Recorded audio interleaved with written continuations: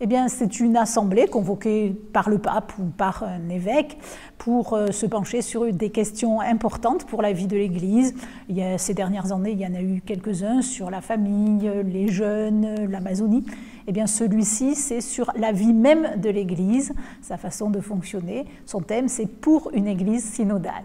Eh bien, la synodalité, c'est un peu à l'image de la Trinité, un appel à vivre en communion les uns avec les autres dans l'Église, à la fois dans nos façons de prier, de discerner, de décider. Voilà, mais bien sûr, eh bien, ça c'est pas facile et ça demande quelques étapes. Au début, dans la première communauté chrétienne, dans les Actes des Apôtres, chaque fois qu'il y a une décision à prendre, d'ailleurs une décision que ce soit pour des questions de la vie quotidienne ou des grandes questions sur Dieu, eh bien, les chrétiens se réunissent, ils prient l'Esprit Saint, ils discutent et ensuite ils prennent une décision.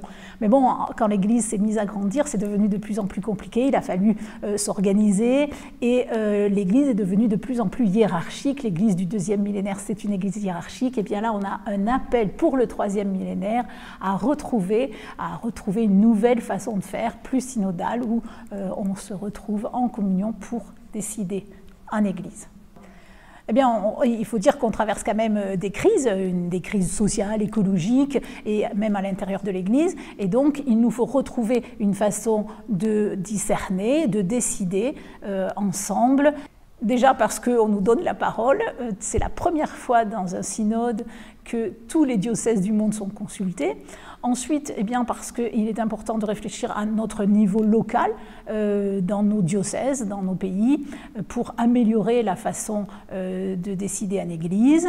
Et puis parce que de par notre baptême, eh bien chacun de nous reçoit de l'Esprit Saint la mission de participer à l'Église et donne des lumières pour pouvoir participer à cette démarche. Eh bien, pendant 3 mois, jusqu'à fin mars, les chrétiens sont appelés à se réunir en petits groupes d'une dizaine de personnes maximum.